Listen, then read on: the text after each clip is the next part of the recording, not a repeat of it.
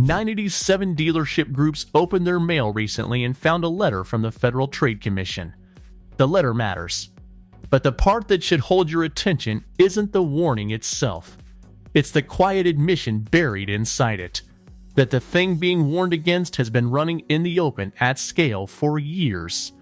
The agency's message left no room for interpretation. The price you put on the sign is the price the customer pays. The only things you're allowed to add on top are taxes and the government fees nobody can avoid. Not the sign price plus $1,400 of paint protection. Not the sign price plus a $2,000 accessories bundle the buyer never asked for and didn't know existed. Not the sign price plus a pre-delivery inspection charge whose entire purpose is to nudge the final number higher. What you advertise is what you collect. That's the whole rule. Dealers have treated that rule as a suggestion for so long that the federal government had to mail a formal letter reminding them it's a law. Sit with that for a second. This is not a complicated principle. It does not take a task force or a courtroom to understand. And yet, in American car retail, it apparently takes a federal agency to restate the most basic idea in commerce, that the number on the tag is the number you pay. Restating it, of course, is not the same as enforcing it. The industry's own history suggests that a reminder with nothing standing behind it tends to change very little. The letter lays out the categories of illegal pricing one by one, and it's worth knowing each before you ever walk onto a lot. Advertising a price that leaves out fees you'll be forced to pay, illegal. Advertising a price propped up by rebates most buyers will never qualify for, illegal. Tying that advertised price to financing through the dealer's own lender, illegal. Forcing buyers to take add-ons that were never part of the advertised number, illegal. Anyone who has shopped for a car in the last 10 years will read that list and recognize every line. Not as some rare abuse by a handful of bad actors, but as ordinary procedure across a wide stretch of the industry. Plenty of buyers have simply stopped questioning it. They assume the fees are just how the game is played. There's a competitive angle too, and the letter names it. Deceptive pricing punishes the honest dealer. List a real number, and you look more expensive on every comparison site, even when your actual out-the-door total would cost the buyer less than the competitor whose advertised figure was fiction from the start. Honesty under these conditions becomes a competitive handicap. Then there's the scope of the thing, and this is where the real questions begin. America has somewhere around 18,000 franchise new car dealerships. Fold in the independent used lots, and you're looking at close to 40,000. The FTC sent letters to 97 groups. It named none of them publicly. So no reputation takes a hit. No public record divides the flagged from the clean. And you, the person about to spend $30,000 or $40,000, have no way of knowing whether the lot you're walking into was one of the 97 told it might be breaking federal law. The warning is real.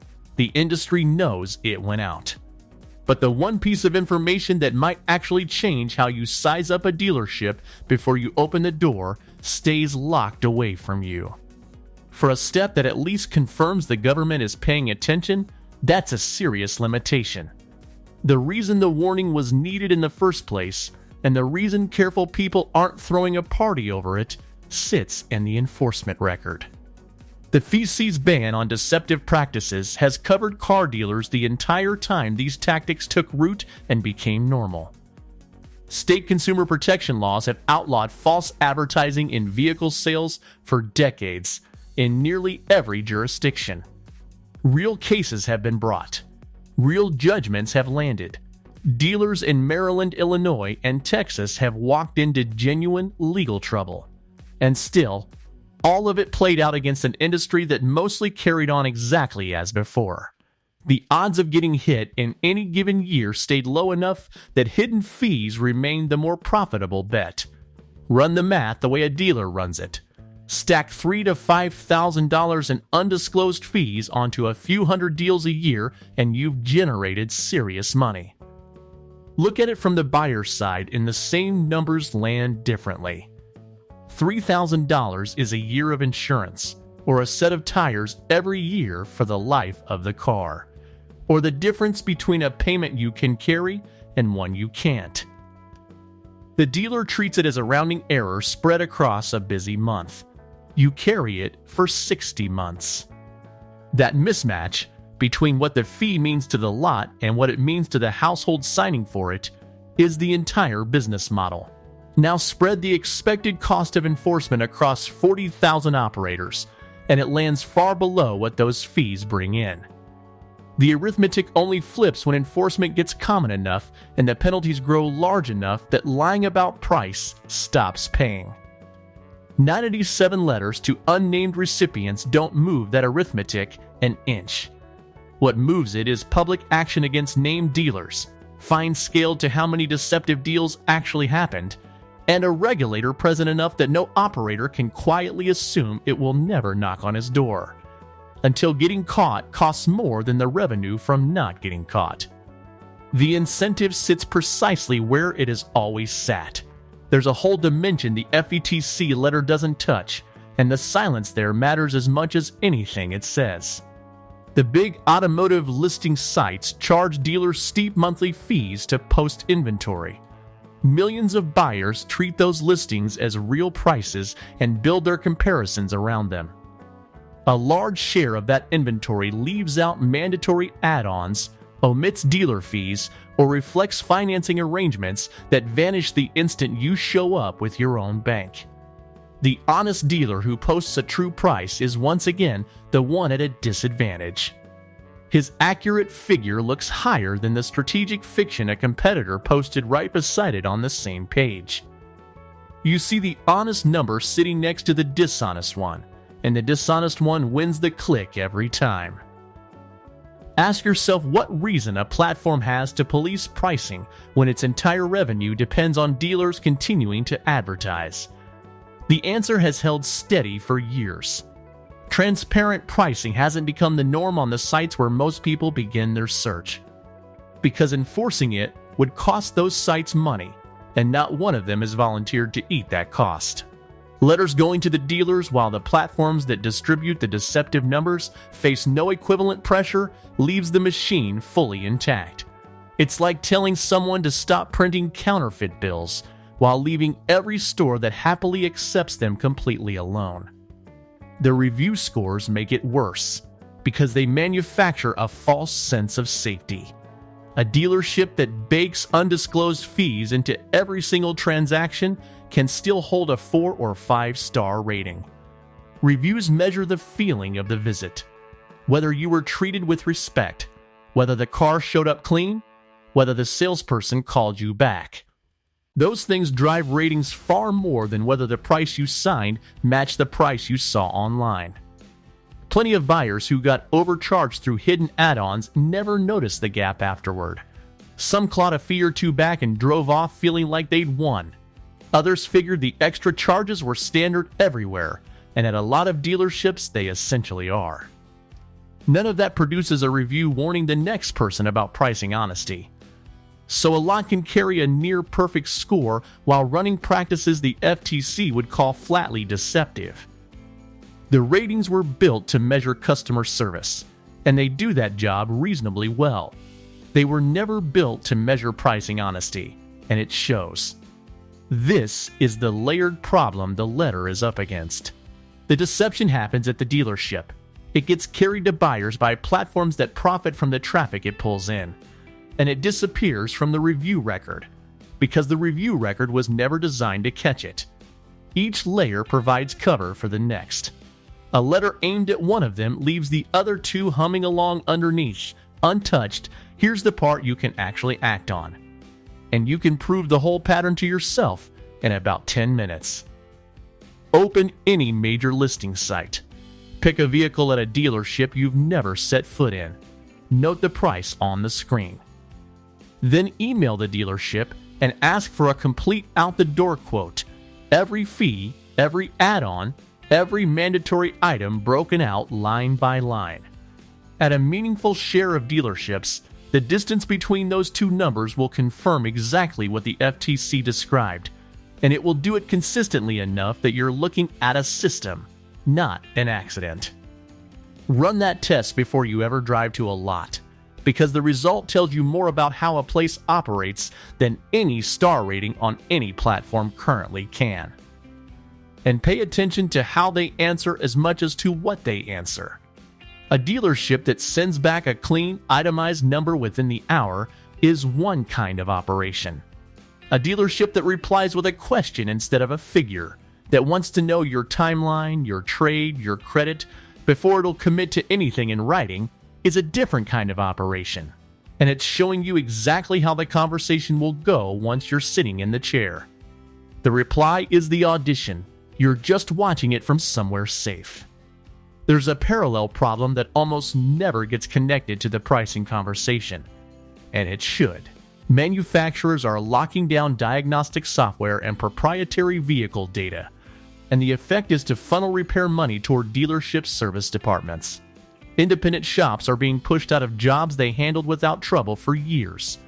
And when the dealership that sold you the car becomes your only realistic option for fixing it, the same information imbalance that worked against you at the sales desk is sitting there waiting at the service counter.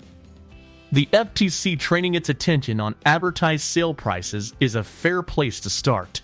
But the consumer problem in car retail runs well past the moment you sign. The same dynamics that allow deceptive pricing on the way in allow squeezed service pricing on the way back. What protects you in a purchase you need to close this week runs on a different clock than what eventually reshapes the industry. Enforcement across 40,000 dealerships takes resources that state and federal agencies simply haven't put on the table. The kind of sustained pressure that shifts behavior broadly is measured in years, not months. So the tools that actually help you right now are the ones that drag deceptive pricing into the light before you stand in a showroom, not after you're staring at a contract. Asking for a fully itemized out-the-door quote before you ever visit is the single most reliable filter you have. A dealership willing to put every fee and every charge in writing while you're still sitting at home is telling you something worth hearing. A dealership that insists the real numbers can only come together in person.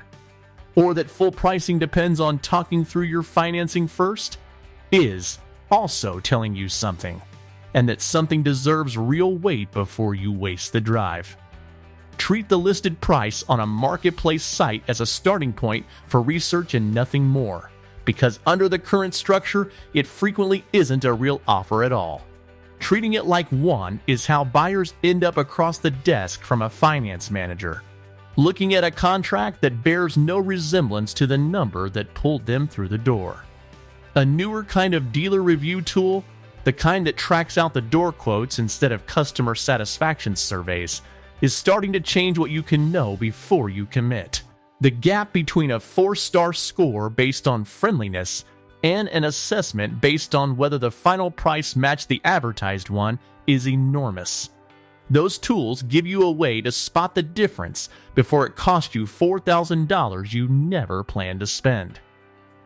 The infrastructure for making smarter buying decisions exists now in ways it didn't 5 years ago. And using it consistently is what actually pressures dealers to change, because buyer behavior shifting at scale accomplishes what warning letters on their own never have. So the FTC action has reopened a real conversation about pricing transparency, and that carries genuine value, especially for the buyer who always assumed the gap between advertised and actual was just the unavoidable nature of buying a car. That assumption is understandable. The behavior held steady for long enough that it started to look like a feature of the system rather than a choice. But it is a choice. And it stays a profitable one mostly because enforcement has been too thin and too rare to make it otherwise.